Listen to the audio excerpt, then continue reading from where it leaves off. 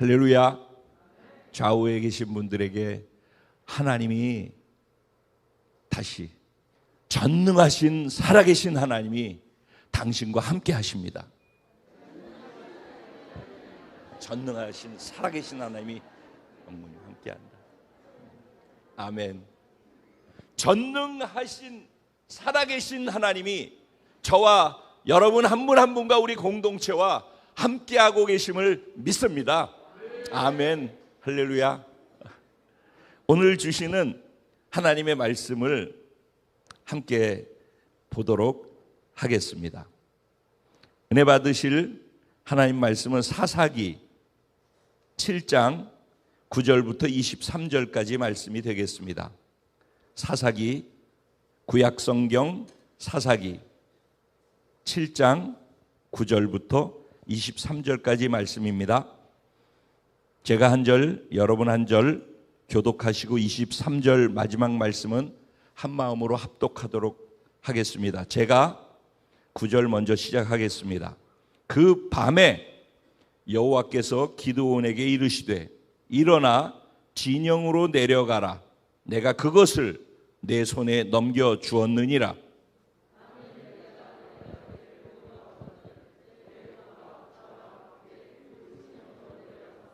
그들이 하는 말을 들으라. 그 후에 내 손이 강하여져서 그 진영으로 내려가리라 하시니 기드온이 이에 그의 부하 부라와 함께 군대가 있는 진영 근처로 내려간즉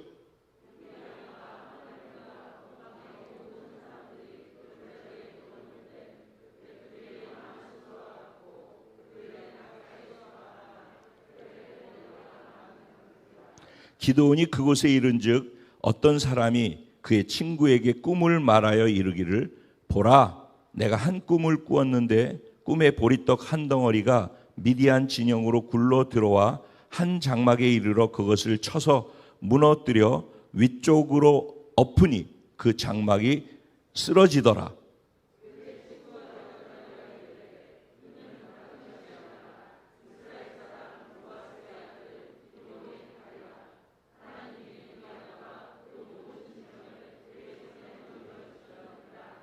기드온이 그 꿈과 해몽하는 말을 듣고 경배하며 이스라엘 진영으로 돌아와 이르되 일어나라, 여호와께서 미디안과 모든 진영을 너희 손에 넘겨 주셨느니라 하고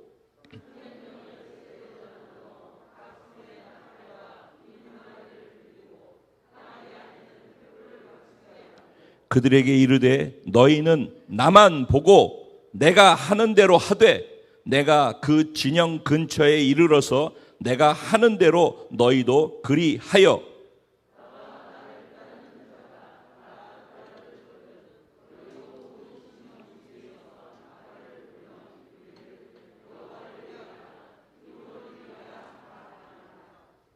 기드온과 그와 함께한 100명이 이경 초에 진영 근처에 이른즉 바로 파수꾼들을 교대한 때라. 그들이 나팔을 불며 손에 가졌던 항아리를 부수니라.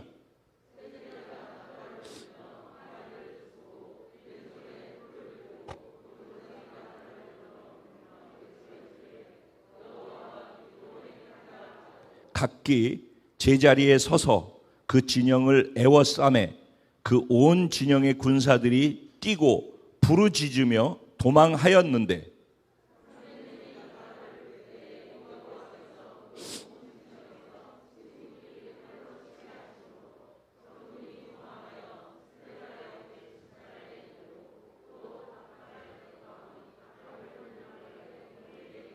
다 같이 이스라엘 사람들은 납달리와 아셀과 온 므낫세에서부터 부름을 받고 미디안을 추격하였더라. 아멘. 오늘 이 본문 말씀 가지고 하나님의 무기인 보리떡 공동체, 바로 저와 여러분입니다. 이런 제목으로 주시는 은혜를 나누려고 합니다. 오늘 우리가 읽은 내용을 그냥 스토리 이야기 줄거리로 한번 여러분들이 아, 이런 얘기구나, 옛날 이야기처럼 그렇게 한번 머릿속에 그림처럼 이해될 수 있도록 이야기를 먼저 전해 보도록 하겠습니다. 이 당시 사사기라고 하면은, 이 사사기는 여호수아와 함께 요단강을 결국은 건너게 되죠. 40년 후에 건너서 하나님이 약속하신 젖과 꿀이 흐르는 가나안 땅으로 들어가서 그 땅을 다 정복해요. 그리고 난 다음에 이제는 그곳에서 하나님이 통치하시는 하나님의 백성들이 그 땅에서, 영토에서 살면서 하나님의 통치에 순종하기만 하면은, 하나님은 이스라엘을 통하여서 전 세계 만방에 왕이 다스리는 나라가 아니라 하나님이 왕이 돼서 다스리는 나라를 하나님이 어떻게 복을 주시고 강대하게 하고 그들을 통해서 온 세상에 선한 영향을 미칠 수 있도록 하는지를 보여주시고자 했어요. 그게 예수 믿고 구원받은 사람들에게도 똑같은 마음을 갖고 하나님께서 우리를 부르신다라고 저는 믿습니다. 그렇게 부르시는 거예요. 그랬는데 사사기라고 하는 것은 그렇게 되어져서 가나안 땅에서 나라로서 하나님에게 순종하면서 살아가기만 하면 그렇게 되어지는 것이었는데, 그들이 가나안 땅에 와서 언제부턴가 하나님보다 가나안 땅의 사람들이 하고 있는 것이 더 멋있어 보이는 거예요. 가나안 땅에 하고 있는 우상들이 더 하나님보다 힘이 세 보이는 거예요. 농사를 짓고 자기네들은 원래 노예 생활을 하다가 광야에서는 목축을 해서 떠돌이 방랑객처럼 그 가축을 끌고 다니면서 목초지가 있으면 찾아가서 먹이고 그렇게 40년을 방황하면서 살았거든요. 그러니까 그들이 전쟁도 할 수 있는 능력도 없거니와 농사도 지어본 적이 없어요. 그러니까 할 수 있는 능력이 없는 사람들이에요. 그러니까 가나안에 원래 살고 있는 사람들 다 죽여서 없애라고 그랬는데 인간적인 생각으로 그들을 살려놓은 사람들이 있단 말이에요. 그 사람들이 계속해서 자식을 낳고 그들과 섞여서 살게 되어졌는데, 가나안에 원래 있던 사람들이 농사 짓는 거 보면은 자기들이 예를 들어서 백가마를 쌀을 농사를 지어서 결실을 맺었다 하면은 이 사람들은 500가마, 1000가마를 농사를 지어서 결실을 맺는 거예요. 그래서 아니 우리랑 똑같이 수고하고 노력하는데 저들은 왜 이렇게 잘 돼? 그러고 보니까 그들이 거기에서 늘 농사 짓던 사람이기 때문에 그렇다라는 생각은 하지 아니하고, 저들이 섬기는 신 바알과 아세라 신이 전능한 신, 농사의 신이고 자식을 많이 낳아주는 다산의 신이다. 그러니까 결국은 우리가 하나님을 믿지만은 이 땅에서 살아가면서 잘 되려면은 이 사람들이 하고 있는 것도 따라쟁이로 해야 되고, 이 사람들이 믿고 있는 신도 따라서 믿어야지만 내가 잘 될 수 있다라고 생각 속에서 마음을 열고 타협하면서 그 땅의 우상과 방법들을 받아들이기 시작했어요. 그러면서 그들이 하나님의 말씀과 세상 방식과 그 땅의 우상은 이렇게 섬기는 거야 라고 얘기한 것들이 한꺼번에 세 개가 다 섞여버렸어요. 그래서 하나님이 말씀하시는 것이 있어서 그 말씀대로 순종하는 것이 하나님의 통치를 받는 하나님의 백성들의 삶의 모습이잖아요. 그렇게 할 때 하나님께서 그들에게 함께 하시고 복을 주시고 공급하시고 보호하시고 인도하시고 치유하고 회복시키고 풍성케 하는 놀라운 은혜들을 그럴 때 허락해 주신다라는 것, 그게 하나님이 통치하시는 하나님의 나라의 원리 아니겠습니까? 그런데 그들이 하나님의 말씀을 들어요. 그 말씀을 들으면 그것이 내 삶의 복이고 잘 되어질 거라는 것을 예전에는 철석같이 믿고 그래서 가나안을 다 이기고 정복했었는데, 이제는 하나님의 말씀을 들으면은 이거 아닌 것 같은데, 쟤네들은 다르게 하잖아, 이런 생각이 들어오기 시작하면서 세상에 살고 있는 가나안 사람들이 하는 방식이 더 커 보이는 거예요. 하나님 말씀대로 하면 안 될 것 같다는 생각. 하나님 말씀대로 해서 가나안 사람들을 이겼는데도 불구하고 나중에는 가나안 사람들이 자꾸 커 보이는 거죠. 그래서 타협을 하다가 결국은 하나님의 말씀이 점점 그들에게 영향력이 가지 않기 시작했어요. 그러면서 그 동네 그 나라 사람들이 살아가는 방식을 따라갔어요. 그것을 우리가 잘 아는 단어로 표현하면은 성경은 죄라고 이야기를 하는 거예요. 그래서 우리가 읽었던 사사기 7장의 내용 말고 사사기 6장으로 가면은 사사기 6장에 하나님께서 기드온이라고 하는 한 사람을 선택해서 이스라엘의 이 위기 가운데 이스라엘을 구원할 수 있는 그런 사명을 허락해 주어요.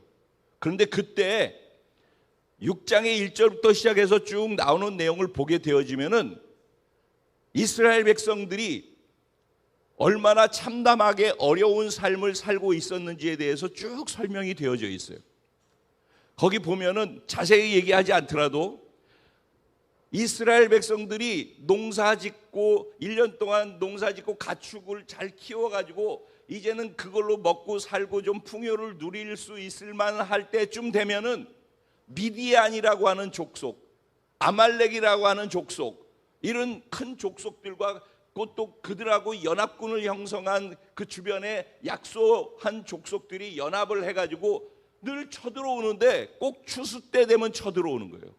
와가지고 곡식을 거둘 때쯤 되면 와가지고 완전히 이스라엘 백성들이 먹을 것까지도 싹 다 털어가지고 가지고 약탈한다고 그러죠. 약탈을 해서 가지고 가버리는 거예요.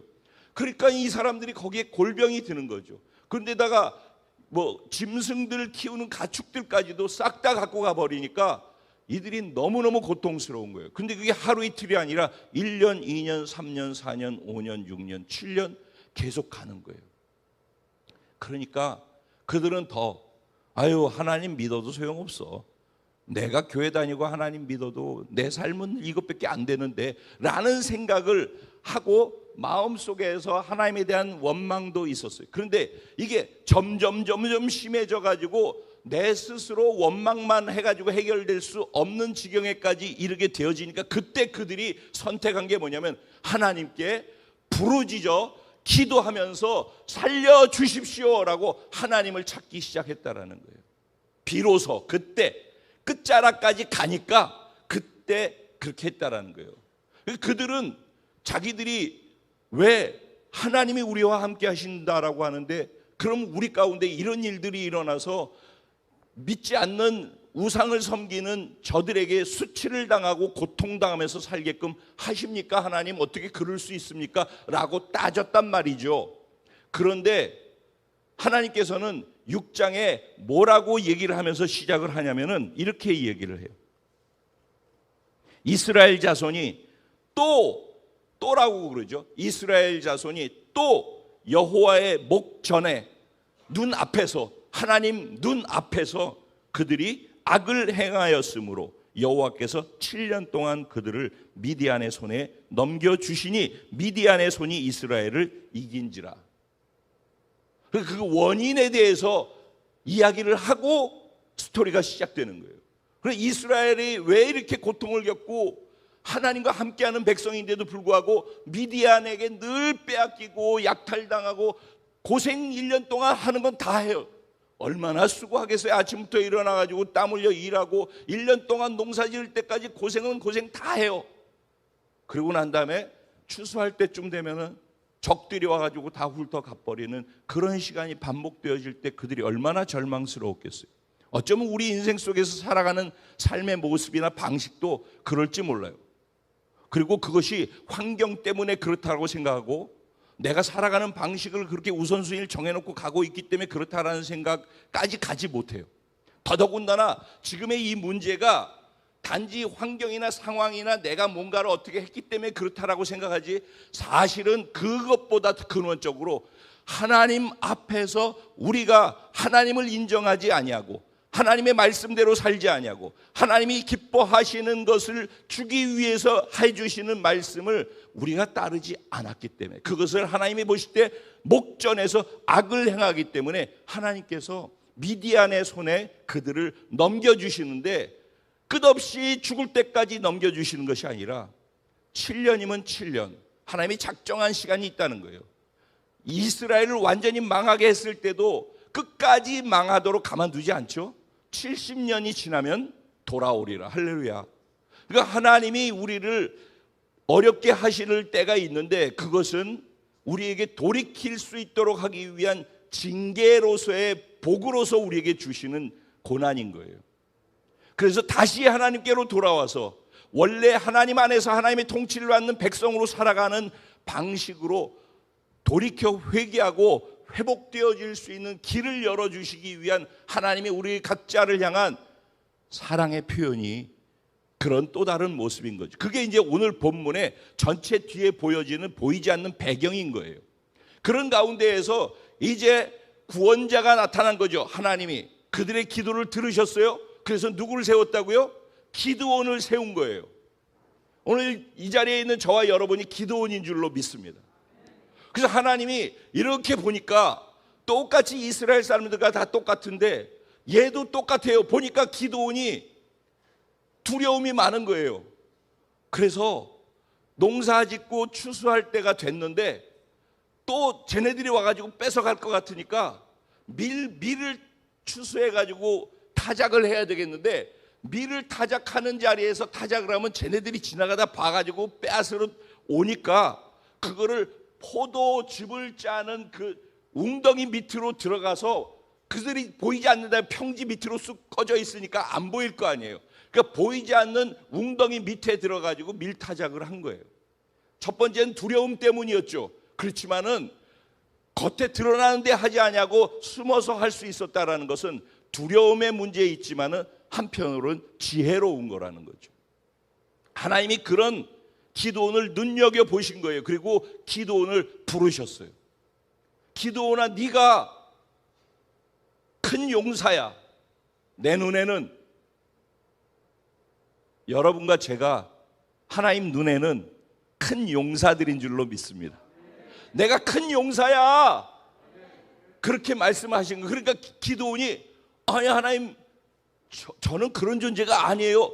하나님 뭐 잘못 알고 계신 거 아니에요? 저는 말이에요 이스라엘의 12지파 중에서 가장 작은 지파 므낫세 지파인데 므낫세 지파도 또 반쪽으로 나뉘어져서 요단 지난주 말씀처럼 요단 동편에 반쪽이 있고 요단 건너와서 서편에 반쪽이 있게 되어졌거든요. 그러니까 이들은 일반 지파보다도 반쪽짜리 지파인 거예요. 그럼 므낫세 지파는 이스라엘 12지파 가운데 가장 작은 지파라는 얘기죠. 그 작은 지파 중에서 므낫세 지파를 통틀어서 가장 작은 집안이래요. 이해되시죠? 이것도 가장 작은 지파 중에 가장 작은 집안이래요. 가장 작은 집안 중에서 자기가 가장 작은 자래요. 그러면 자신이 얼마나 작고 작아서 초라하고 쪼그라져가지고 자기는 아무것도 아닌 존재라고 자기 스스로 그렇게 생각을 하고 있는 거예요. 실제 그랬고요. 그게 사실인 거죠. 근데 하나님은 그렇게 인식하고 살고 있는 그를 향하여서 내 눈에 너는 큰 용사야 라고 말씀을 하신 거예요. 그러니까 하나님께서 그에게 네가 큰 용사라는 걸 내가 징표를 보여줄게 그러면서 징표를 몇 가지를 보여주셔요. 그래서 그 징표 가운데 하나가 이름을 따로 지어주는데 우리가 읽은 본문에 보면 여룻바알이라고 하는 기드온 이렇게 소개를 하고 있죠. 여룻바알이라는 말은 바알 즉 미디안 군대 연합군들이 섬기는 신 바알신이었거든요. 그 바알신과 대적해서 싸우는 자라는 의미가 여룻바알이라는 의미예요. 그러니까 하나님께서 너는 내가 이름을 바알과 미디안 족속 수준이 아니라 미디안 족속이 섬기는 그들의 신과 싸우는 그 정도로 능력 있는 큰 용사야 라고 그렇게 말씀을 하신 거예요. 그것도 부족해가지고 또 표징을 달라고 했더니 여호와의 신 성령이 그에게 강림을 하셨어요. 그래서 성령이 자기와 함께 하는 것을 표징으로 또 받았어요. 그런데도 불구하고 그가 또 하나님께 요구를 해요. 그래도 또 표징이 하나 필요합니다. 그랬더니 무슨 표징을 줄까 그러니까는 양털을 놓고선 이슬이 맺히는데 어느 날은 양털 안에만 이슬이 맺히게 해주시고 어느 날은 양털 바깥에 다 이슬이 맺히고 여기는 뽀송뽀송하게 해주세요. 이게 말도 안 되는 요구를 했는데 하나님이 그것을 그대로 행해 주셔서 기적으로 진짜 하나님이 나를 그런 존재로 쓰시려고 하는구나에 대해서 확신을 갖게 되어져요. 할렐루야. 그래요. 확신을 갖게 그러면서 기드온이 이스라엘 족속들을 향해서 군사 동원령을 내리죠. 다 모여, 싸울 수 있는 사람 다 모여 그랬더니 32,000명이 모였어요. 32,000명이 한 자리에 모여서 이제 싸우러 나가자 그렇게 하니까 그 가운데 오라고 그래서 오긴 왔는데 두려움에 가득 차 있는 사람들이 거기 많이 있는 거죠. 그러니까 하나님께서 뭐라고 그러냐면은 야, 어떻게 저렇게 두려운 겁쟁이들하고 나가서 싸울 수 있겠냐? 겁쟁이들 빼라. 손들라고 그래라. 그래서 두려워서 나는 못할 것 같아요. 그런 사람들이 있으면은 그 자리에서 손들라고 그러고 그 사람들 숫자 쉬어가지고 빼버려. 그랬더니 두려운 사람 손들어 그랬더니 32,000명 중에서 22,000명이 두렵다고 손을 들었어요. 그러니까 하나님께서 22,000명 집으로 돌려보내. 그래서 22,000명을 집으로 돌려보냈어요. 그럼 이제 몇 명이 남았어요? 32,000 중에서 10,000명이 남은 거죠. 그럼 10,000명을 대놓고서 이제 이 10,000명으로 싸울까요? 그랬어요. 그랬더니 아니야, 그것도 아니야. 그들 가운데서 또 분별을 해야 되겠어. 그러면서 목이 말라가지고 막 훈련을 하고 그런 가운데 목이 말라 있을 때 시냇가로 가게끔 해서 시냇가에서 물을 마시도록 허락했어요. 자, 이제부터 물을 마실 시간이니까 너희들 물을 마셔도 좋아라고 허용을 하니까 물을 마시는데 두 종류의 모습이 나왔다는 거예요. 그 중에 하나는 무릎을 꿇고 머리를 박고 목이 마르니까 허겁지겁 물을 마셔요. 제가 군대에서 그랬어요. 너무 더워서. 근데 아무 생각 없이 눈앞에 물이 있으니까 마셨더니 그 안에 누가 용변을 봐놨는데 거기에 비가 고여 있었는데 그러다가 이 아직 고여 있는데 떼약볕이라. 그래서 우리는 한참 구보를 하다가 물 마실 시간이 있는데 급하니까 뛰어들어가서 물 웅덩이가 있길래 이렇게 했는데 보니까는 그렇더라고요. 저도 그렇게 훈련소 기간 동안에 그랬던 적이 있어서 어떤 느낌인지 너무 잘 알아요. 무릎을 꿇고 그냥 허겁지겁 그렇게 마셔서 안 그러면 죽을 것 같더라고 정말로. 그런데 그런 사람들 숫자를 쉬어보라고 그랬어요. 그랬더니 10,000명 가운데 9,700명이 다 그러고 있는 거예요. 근데 300명만 이렇게 해서 물이 여기 있으면은 무릎 꿇고 머리 박고가 아니라 물을 이렇게 해가지고 손으로 이렇게 해서 혀로 대면서 개처럼 핥아서 먹으면서 적이 어디에서 공격할지 모르니까. 군대에 나온 사람은 사주 경계 아시죠? 사주 경계를 하면서 적이 어느 쪽에서 오는지 모르니까 그렇게 하고 있는 거예요. 그러니까 첫 번째는 탈락시킨 이유가 무엇 때문이요? 두려움 때문이었잖아요. 두 번째 탈락된 조건은 무엇 때문이에요? 자기 육신의 목마름과 욕망 때문에 그 육신의 욕망을 하나님이나 전쟁하는 군사로서 자기가 훈련되어져 있는 만큼 그렇게 하지 못하고 육신에 자기를 먼저 넘기는 그런 사람들은 거기서 빼라는 거예요. 그래서 9,700명을 빼고 나서 나머지 진짜 정예로 돼 있는 사람 300명이 모였어요. 하나님이 300명이 모였습니다. 그랬더니 하나님께서 기드온에게 뭐라고 말씀하시냐면은 오늘 우리가 읽은 본문 말씀인 거예요. 기드온아, 너는 시작이 9절 무엇으로 시작하죠? 예? 그 밤에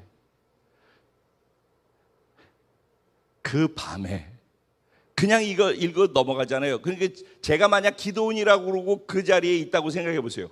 밤이면 뭐 하는 시간이에요? 하루 종일 일하고 수고하고 그래서 피곤해서 이제 자려고 하는 시간이잖아요. 밤이니까 내 개인적 시간이고 쉴 수 있는 시간이고 내가 편안하게 나를 좀 회복할 수 있는 시간으로서 나에게 주어진 개인적 시간이란 말이에요. 그런데 그 밤에 하나님의 음성이 쉬고 있는 그에게 밤에 들렸는데 뭐라고 한다고요? 여호와께서 기드온에게 이르시되 일어나 진영으로 내려가라 말씀하셔요. 여기에서 우리가 읽은 23절까지 보면은 진영이라고 하는 단어가 14번이나 나와요. 근데 13번이 다 미디안 연합군의 진영을 이야기해요. 딱 한 번만 이스라엘 진영으로 돌아오는 이야기가 딱 한 번 진영이라는 단어로 쓰여졌고 13번은 다 미디안 진영인 거예요. 그러면 그 미디안 진영은 지금 어떤 상황이라고 얘기를 하는가? 12절 같이 한번 읽어볼까요? 12절 같이 시작. 미디안과 아말렉과 동방의 모든 사람들이 골짜기에 누웠는데 메뚜기의 많은 수와 같고 그들의 낙타의 수가 많아서 해변에 모래같이 많다 그랬어요. 그러니까 얼마나 그들이 숫자가 많았는가 하는 거죠. 근데 사실은 다른 성경의 자료들을 다 생각해 보면은 13만 5천 명이라고 해요. 그 당시 이 군대 숫자가 13만 5천 명이 300명이 싸우겠다라고 모여 있는 300명 앞에 진영으로서 쫙 해가지고 왜 몽고 텐트 같은 그 텐트를 다 쳐놓고 거기에 다 있는 거죠. 그러니까 그 모습을 이렇게 지켜볼 때 얼마나 무시무시하고 살벌하겠어요. 그런데 그 모습도 살벌하지만은 7년 동안 그들에 의해서 그들의 군복 입고서 들어오는 소리만 들려도 소름 끼치죠. 그들이 늘 약탈을 해갔으니까. 그것도 하루 이틀 아니지 7년 동안 계속 우리를 고통스럽게 했던 그런 존재 아니에요. 예전에 우리가 상처받은 거 하나 있으면은 그 상처받은 비슷한 현상만 나타나도 우리 안에서 무의식적으로 트라우마 안에서 반응되어지는 것들이 있잖아요. 근데 7년 동안을 그것을 계속하게끔 만들었던 그 대상이 그것도 그냥 해변가에 모래같이 많이 그 앞에 눈앞에 펼쳐져 있을 때 그들에게 그걸 바라보는 그들에게 마음속에 어떤 생각이 들까요? 감정으로는 어떤 감정을 느끼게 될까요? 그것을 오늘 우리가 읽은 성경에서는 진영이라고 표현을 하고 있는 것입니다. 미디안의 진영, 미디안 연합군의 진영. 그 말의 의미, 이 진영이라는 말의 의미는 나는 상처가 있어서 도저히 갈 수 없는, 내가 게임이 될 수 없는 어마무시한 강력한 존재. 마치 이스라엘 군대 앞에 서 있는 골리앗 한 명이 나와서 소리를 지르는데 어느 누구도 그 앞에 나갈 수 없게끔 그런 강력한 위엄을 갖고 능력을 갖고 있는 거인 골리앗 장군. 그 앞에 모두가 다 무릎을 꿇고 조아릴 수밖에 없는 그런 존재. 그게 진영이라는 단어 안에 있는 의미라는 거예요. 그런데 밤중에 쉬고 있는 기드온에게 갑자기 너는 일어나서 그 진영으로 내려가 이렇게 명령을 하시는 거예요. 여러분 이게 우리가 신앙생활하는 데 있어서 겪는 애로사항인 거예요. 이게 성경의 이야기가 아니라 오늘 현대를 살고 있는 저와 여러분들에게 우리가 이해할 수도 없고 말도 안 되는 성경에서 말씀하시는 하나님의 말씀이 너의 현재의 문제, 이들이 고통스러워서 하나님 살려주세요, 도와주세요, 이 고통의 늪에서 나를 빼내고 건져주세요 라고 부르짖었기 때문에 하나님이 개입하신 게 기드온이죠. 그리고 개입하셔서 기드온에게 해결책으로 말씀하신 게 오늘 지금 이 말씀이죠. 맞습니까? 그러면 이 말씀이 말도 안 되는 말씀이지만 이 말씀이 그 고통 속에서 부르짖음에 대한 해답 아니겠습니까? 맞습니까? 그러면 이 말씀대로 해야 되는 거예요. 그러니까 우리 계산으로 아니니까 아니다라고 생각하는 한 해는 그 문제와 거기에서 빠져나갈 수 없는 늪에 계속해서 있을 수밖에 없어요. 여러분이 아무리 1년 동안 농사짓고 수고하고 최선을 다하고 밤에 잠 못 자고 부부가 같이 쌍으로 열심히 일을 해도 결국 그 늪은 똑같아요. 그리고 1년 되면은 문제 하나 뻥 터지고 가족이 누가 하나 어려움을 겪고 뭐 하나 이상한 일 터지고, 그래서 결국은 농사 지은 거 계속 나가요. 근데 고생은 고생대로 계속 해야 돼요. 근데 그 늪에서 벗어날 수가 없어요. 그게 인생이라 말입니다. 그래서 그게 끝자락까지 내가 해도 안 되는 그런 벼랑에 몰리면은, 그러면 그때 진짜 내 힘으로 그래도 할 수 있을 만하면은요 끝까지 버텨요. 근데 도저히 불가능한 상태. 그래서 사형 선고가 나오는 거예요. 그래서 완전히 부도가 나가지고 뱅크럽시가 될 정도, 파산이 될 정도까지 끝자락으로 몰고 와서 더 이상 어떻게 할 수가 없는 속수무책 상황이 되면, 그때 아무리 하라고 해도 안 했던 기도의 자리에 나오기 시작해요. 그전에는 빠져나갈 길들이 내가 열심히 하면 생길 거라는 기대 때문에 절대 안 해요. 그 얘기를 들어도. 그런데 코너에 그렇게 몰리면 그때는 그냥 하지 말라고 해도 늘 기도의 자리에 서 기도하게 돼 있어요. 그래서 기도해서 하나님이 그래 옛다 이게 응답이다 라고 응답을 주는 게 오늘 같은 말씀으로서 응답을 주신단 말이죠. 자고 있는데 갑자기 일어나가지고 저 거대하고 내가 두렵고 상처 있다라고 느껴지는 트라우마가 있는 그 자리에 밤에 갑자기 일어나서 그곳으로 내려가라는 거예요. 가면 죽는 거 아는데. 그게 하나님이 우리에게 요구하시는 해결 방식이라고. 때로는 근데 그 하나님의 말씀에 순종할 때 그것을 하나님의 통치를 받고 그분이 왕이고 그분의 통치 속에서 하나님의 나라가 나를 통해서 드러나게 된다라는 얘기를 설교 속에서 우리는 늘 듣고 있는 거란 말이죠. 그러니까 이 안에 우리의 딜레마가 있다니까요. 그러면 지금 이렇게 무시무시한 대상인데, 근데 다 떨궜는데도 불구하고 기도원조차도 두려움이 있는 거예요. 이 명령에 대해서. 근데 하나님이 그걸 모르실까? 그걸 아는 거죠. 우리가 읽은 내용이 이제 나오는 거예요. 하나님이 그걸 아시는 거예요. 그래서 뭐라고 얘기를 해요? 기도원에게. 야 기도원아, 너 혹시 두렵지 않니? 만약에 두려우면은 너 혼자 가지 말고 네 옆에 한 사람을 대동하고 가. 그 너 부하 가운데 불화라고 하는 친구가 있지. 그 친구랑 함께 가자고 해라. 그런데 불화는 오히려 기도원보다 용감했어요. 그래서 기도원이 가자고 하니까 두말 않고 상사의 명령에 순종하면서 같이 그곳을 가는 겁니다. 그래서 함께라는 단어가 여기 나와. 네가 두렵거들랑 내 부하 불화와 함께 진영으로 내려가라. 그랬더니 그 말에 듣고서 이제 그 미디안 진영 군대 진영으로 그들이 그 근처로 갔다라고 얘기를 뒤에 나와요. 근데 그때 네가 만약에 순종하고 가면은 불화하고 가면은 거기서 어떤 말을 듣게 될 터인데, 거기 가면 어떤 말을 네가 듣게 될 거야. 근데 그 들은 말이 너한테 하나님의 말씀대로 순종하고 살아갈 수 있는 강한 믿음과 담대함을 허락해 줄 거야. 그리고 내가 저 무시무시한 미디안 연합군들을 네 개인의 손에 내가 다 붙였어. 네 손에, 너 혼자 손에 미디안 전 연합군들을 이길 수 있도록 내가, 즉 하나님이 미디안 연합군을 네 기도원 네 손에다가 붙였어. 이렇게 말씀을 하신 거예요. 근데 그것을 믿을 수 있는 믿음이 언제 생긴다고요? 그 진영으로 가면은, 그 진영 근처로 가면은 그 진영 근처에서 들을 수 있는 말이 있다라는 거예요. 그 말이 들려지게 되어지면은 그 들은 후에야 네 손으로 그들을 이길 수 있다라는 것을 확신하는 믿음이 생겨나게 될 거야. 여기까지 하나님의 말씀을 다 해주신 거예요. 그리고 그는 순종해서 결국은 적 진영으로 들어간 거예요. 근처까지. 근데 어느 막사 옆으로서 숨어서 들어가서 있는데 막사에서 자기들께 하는 얘기가 들리는 거예요.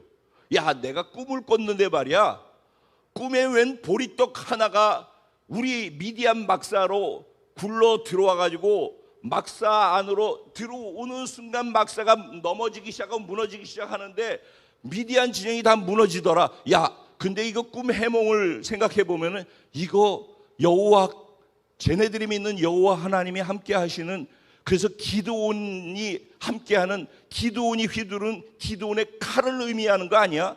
즉 그들 스스로가, 이스라엘 사람들은 자기가 두렵게 생각을 하고 있었는데 미디안 사람 꿈속에 그들이 오히려 이스라엘을 두려워하는 거죠. 그들이 이스라엘을 두려워하나요? 이스라엘이 하나님을 두려워하는 것이죠. 그들의 눈에는 이스라엘은 보리 같은 존재인 거예요. 미디안의 눈에, 골리앗의 눈에 이스라엘, 더군다나 다윗 하나가 17살 먹은 꼬맹이가 갑옷도 입지 않고 걸어서 자기한테 달려 나오는 걸 보면서, 야, 이거 보리 같은, 하찮은, 우스꽝스럽고 별거 아닌 것처럼 보일 그 보리 같은 존재라고 그렇게 표현을 하는 거죠. 그들 눈엔 그렇게밖에 안 보이는 거예요.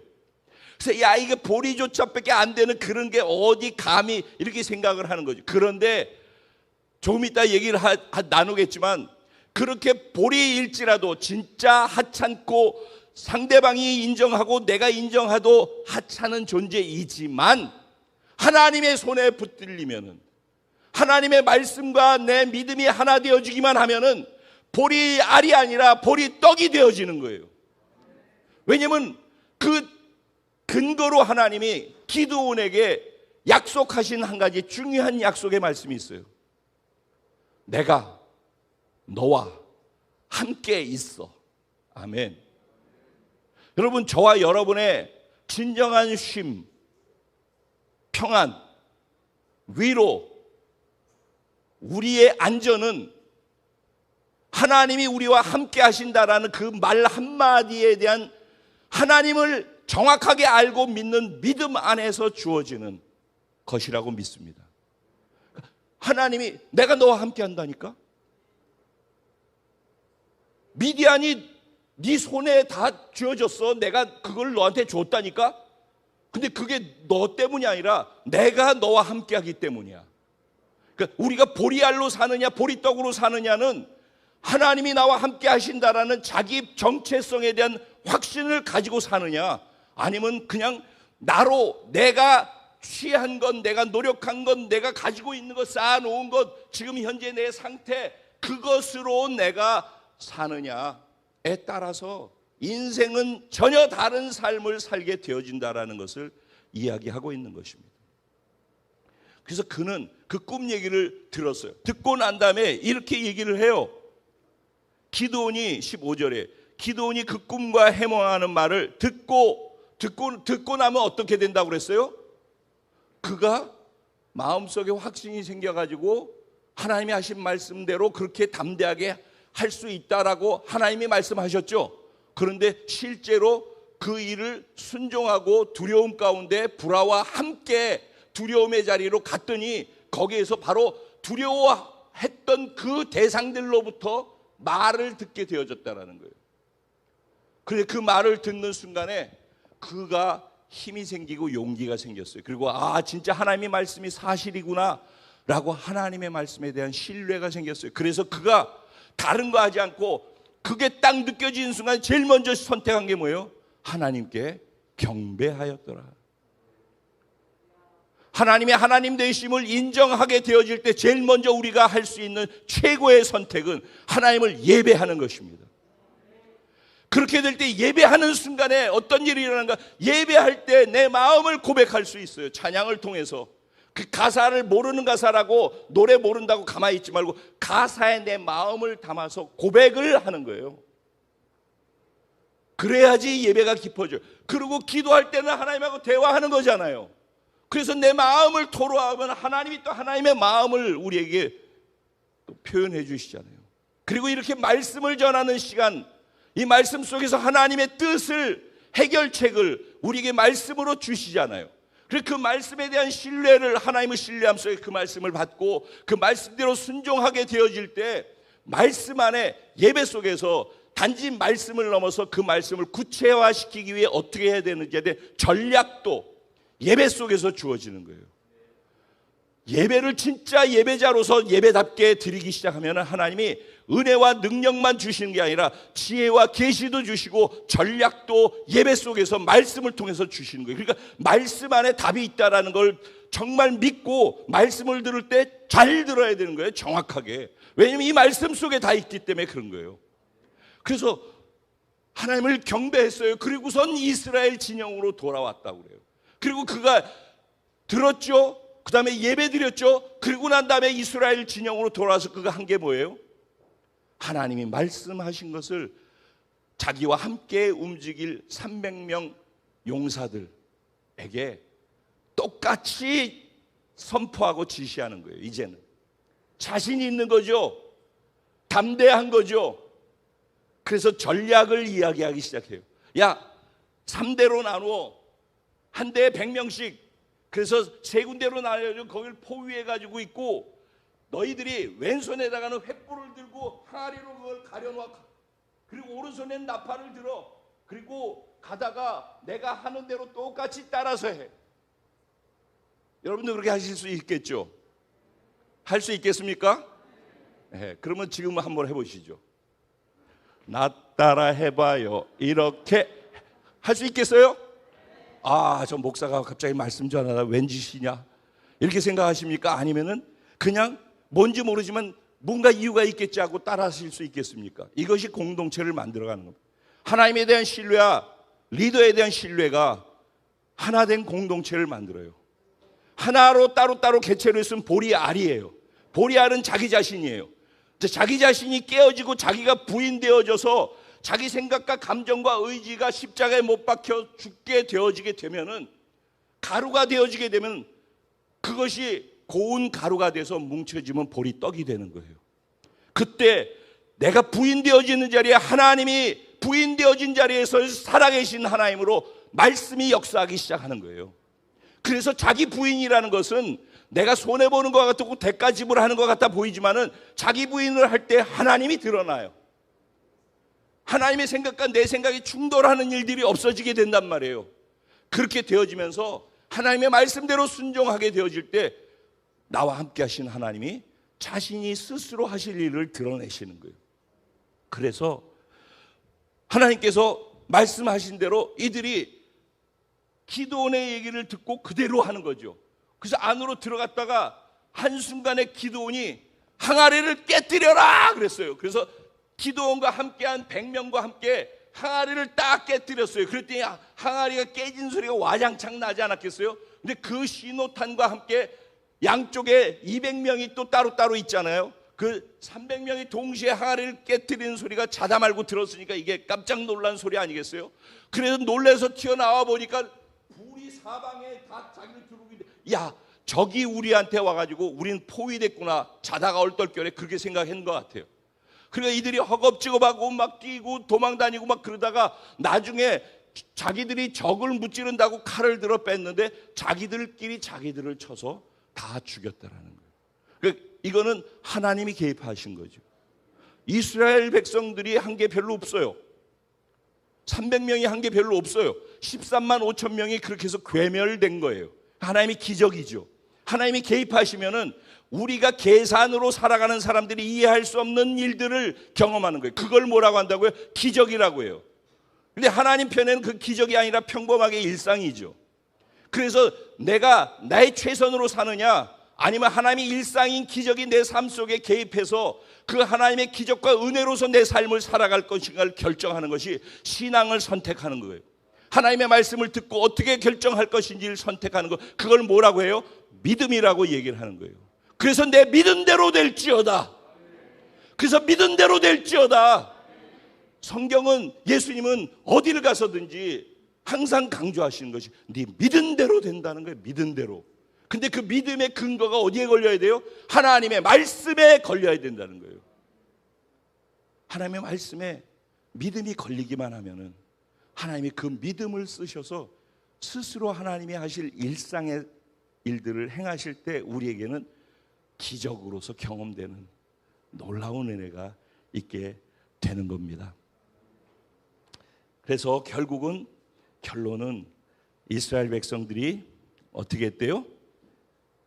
각기 여호와 이러면서 뭐 어떻게 했어요? 나팔을 들어 불며 외쳐 이르되 여호와와 기드온의 칼이다 하고 각기 제자리에 서서 그 진영을 에워싸매 그 온 진영의 군사들이 뛰고 부르짖으며 도망했는데 300명이 나팔을 불 때에 여호와께서 그 온 진영에서 친구끼리 자기들끼리 칼로 치게 하심으로 적군이 도망하여 스레라의 벳시다에 이르고 또 답에 가까운 아벨모홀라의 경계에 이르렀으며 이렇게 나와 있어요. 결국은 그렇게 해서 그들이 다 전멸당하게 되는 이야기죠. 그리고 23절부터 25절까지는 에브라임 산지에 에브라임 지파가 있었어요. 그러니까 에브라임 지파는 산지에 살고 있었어요. 그러니까 산이니까 험악하고 오르락내리락 하는 게 힘들겠죠. 그런데 갑자기 에브라임 지파에게 기드온이 또 명령을 하는 거예요. 야, 너희들은 사자를 보내가지고 에브라임 지파의 사람들한테 에브라임 온 산지로 두루 다니게 하여 이르기를, 그 집합 명령을 내린 거죠. 내려와서, 그들이 산에 있는데 내려와서 미디안을 치고 그들을 앞질러, 산에서 내려오려면 더 힘든데 이들은 골짜기에 이미 진을 치고 있었는데 산에서 내려오려면 얼마나 시간이 많이 걸려요. 그런데 그들보다도 더 앞질러서 가려니까 얼마나 열심히 해야 되겠어요. 그렇게 해서 뭘 하래요? 미디안을 치고 그들을 앞질러서 결국은 수로를 점령하라, 수로, 물의 근원을 점령하라 하매 그랬더니 이에 에브라임 사람들이 다 모여 벳바라와 요단강에 이르는 수로를 점령하고, 그리고 25절에 보면은 오렙과 스앱의 머리를 요단강 건너편까지 가가지고 그걸 잡아서 머리를 쳐서 기드온에게 가져왔더라. 그러니까 수장 두목들까지 다 쳐서 장수들까지 다 끝내버렸더라. 그래서 이겼더라. 이제 이걸로서 얘기가 끝나는 거예요.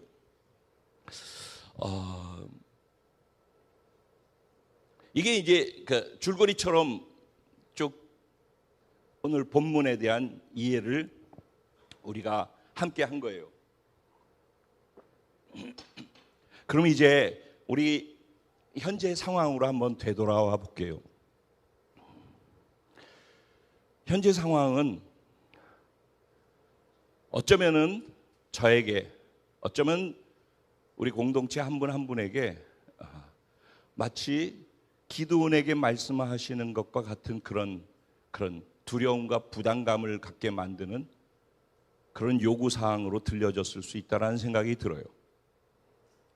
나는 전도도 잘 못하고 내 주변에 사람도 없고, 그리고 얘기하면은 두려워가지고 무슨 말을 해야 될지도 잘 모르겠고, 전에는 내가 예수님 전하라고 전했다가 그러다가 망신당하고 거절당해서 거절감 때문에 상처가 있어서 사람들한테 가서 얘기하는 것도 두려워. 아니면 내가 직장에서 그래도 예수 믿는 사람처럼 살지 못해서 미안하게도 그들에게 갑자기 예수 믿으라는 얘기하면 그들이 얼마나 나를 놀릴까라는 두려움도 있고, 여러 가지 수많은 복잡한 생각들 때문에 미디안 진영처럼 두렵고 떨리고 도저히 갈 수 없는 것 같은, 그렇게 여겨지는 것이 오늘 153 축제라고 우리가 얘기하는 것이 될 수 있다라는 생각이 들었어요.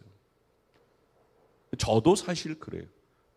계산하면은 지금 현재 우리의 신앙의 현재 상황과 상태나 마음가짐이나 뭐 이런 다 계산하면은 과연 그게 가능할까라는 생각이 저도 들어요. 그런데 거꾸로 생각하면은 하나님이 이 공동체를 저 한 명 이곳에 오라고 내려오게끔 하고 믿음으로 하나님이면 된다라는 믿음을 갖고 순천에 왔고, 그러다 보니까 7년 만에 800명이 모여졌었고, 그러니까 하나님이 하셨거든요. 그러다가 여기까지 오면서 파란만장한 시간들이 갔지만은 하나님이 시작하신 거예요. 제가 무슨 인간적인 계산이라든가 뭐 여기 이렇게 하면 뭐가 되겠지라는 뭐 계산이 있어서 온 게 아니거든요. 진짜 막무가내로 무대포로 그냥 말씀 주신 거에 순종하고, 이 한 가지 질문이 있었어요. 너는 나면 되니?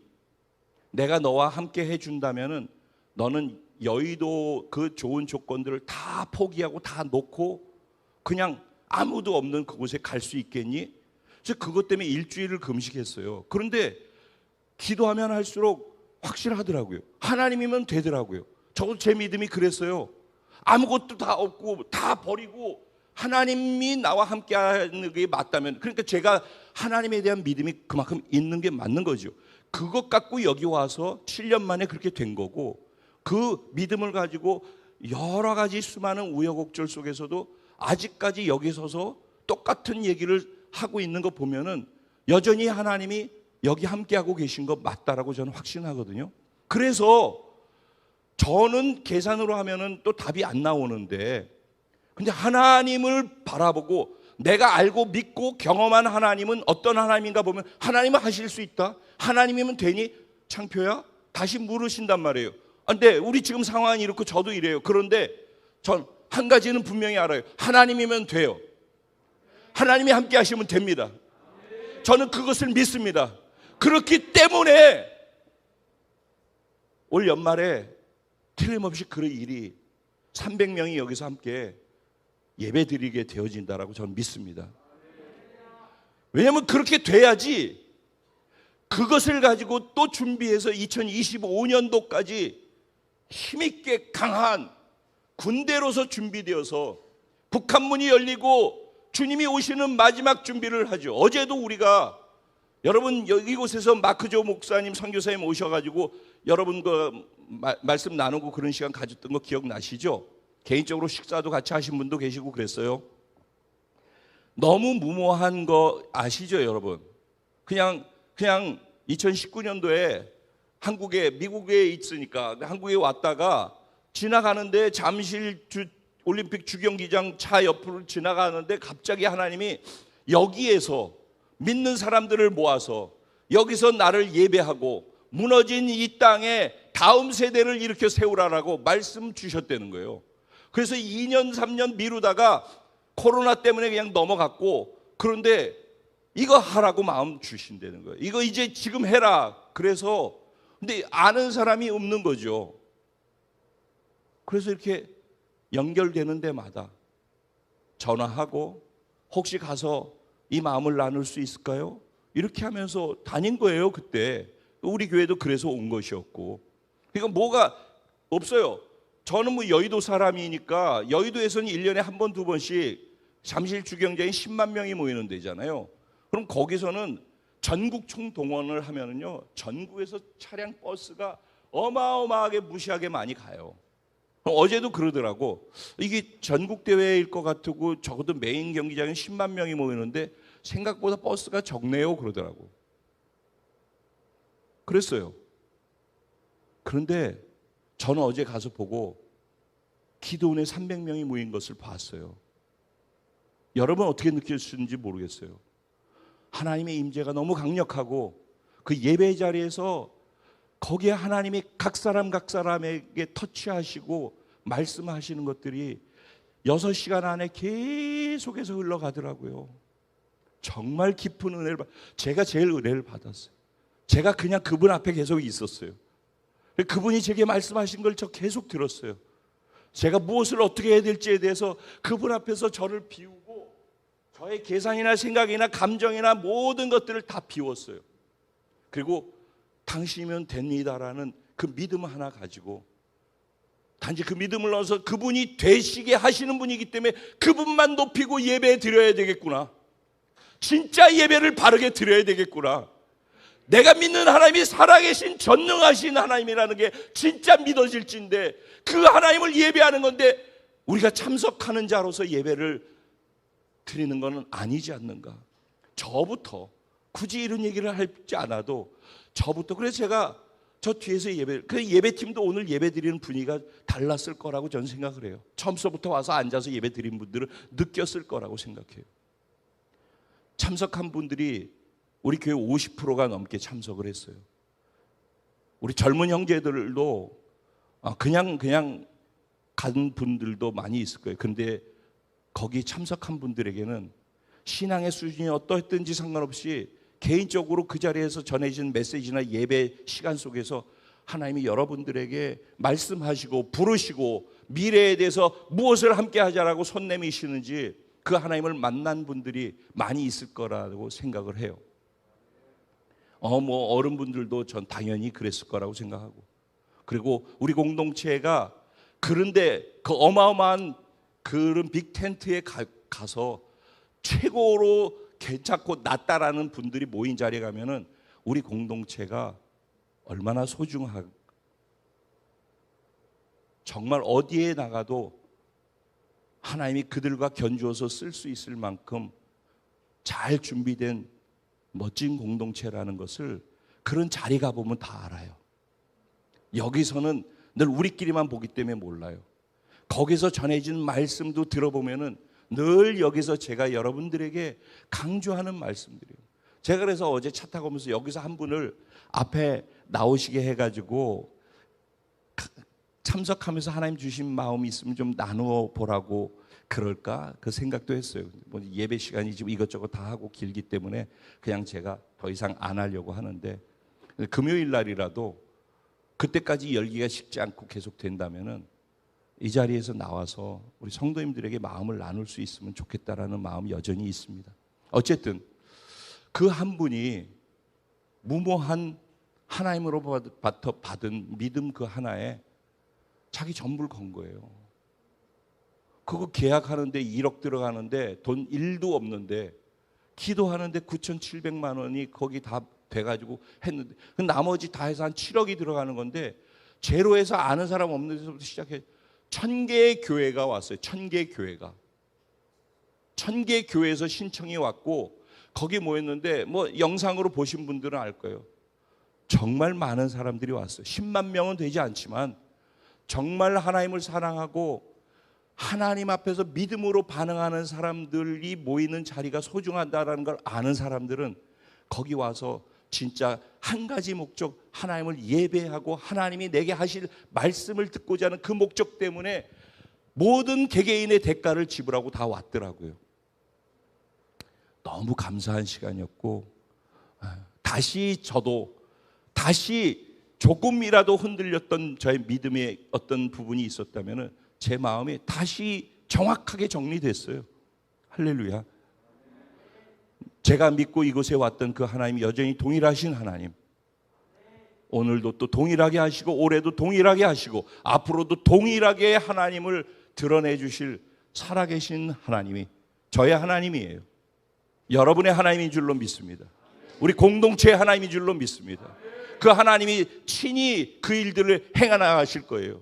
다만 우리가 두려워서 그 자리에서 일어나지 못하고 적으로 둘러싸여 있는 적 진지로 내려가라고 하는데 두려워서 나는 거기는 두려워요라고 움직이지 않는 한에는 어떤 일도 일어나지 않아요. 그래서 그가 꾼 꿈은 무엇이었어요? 보리떡 한 덩이가 굴러가기 시작했다라는 거예요. 움직임이 있었다라는 거예요. 움직임이 있을 때 그 움직임은 생명력 안에서 움직여지는 거예요. 움직임은 생명 있는 것 안에서의 반응이에요. 즉 힘이란 말이에요. 동력. 나의 동력이 아니라 그분이 하실 거라는 믿음에 걸린 동력. 그래서 순종의 움직임이 그들 가운데 있을 때 13만 5천 명 상관없는 거예요. 300명일지라도 내가 믿는 하나님이 나와 함께 하시면 된다라는 믿음만 생기고 행동으로 순종만 되어지면은 우리가 무엇을 하든지 얼마나 연약하든지 우리 수준이 어떻든지 규모가 어떻든지 상관없이 그런 우리 순종을 사용하셔서 하나님 미디안의 모든 연합군들을 무너뜨리시는 겁니다. 153 축제가 그렇게 결말이 날 거라고 저는 믿습니다. 감히 주님 앞에서 주님을 신뢰하기에 여러분들과 같이 선포합니다. 하나님이 하실 것입니다. 우리의 순종만 드린다면은, 그리고 적이 있는 곳으로 가까이 가면은 우리가 힘을 얻고 믿음을 얻을 수 있는, 오히려 두려워하는 대상으로부터 내가 들을 수 있는 긍정의 말을 들을 수 있을 거예요. 여러분이 두렵게 생각하는 영혼들에게 가면은 그 영혼으로부터 나오는 말을 통해서 여러분이 힘을 얻고 용기를 얻고 그에게 할 말과 전략이 하나님으로부터 주어질 거라고 저는 믿습니다. 그렇게 행하실 하나님을 높여드립니다. 우리 할렐루야, 하나님께 영광을 돌립니다. 할렐루야.